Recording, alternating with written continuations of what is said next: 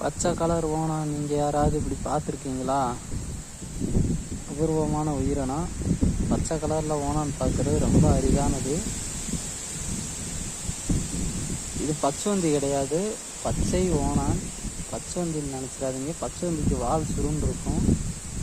இதனுடைய வால் முனிப்பகுதி வந்து காட்டானோட வால் மாதிரியே இருக்குது. அது எப்படி பார்க்கணும் பாருங்க.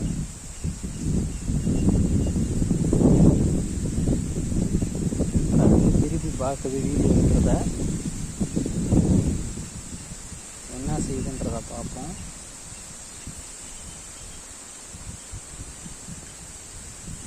இப்படி அபூர்வமான உயிரினங்களை பார்க்கணும் அப்படின்னா நம்ம சேனலுக்கு லைக் பண்ணுங்க.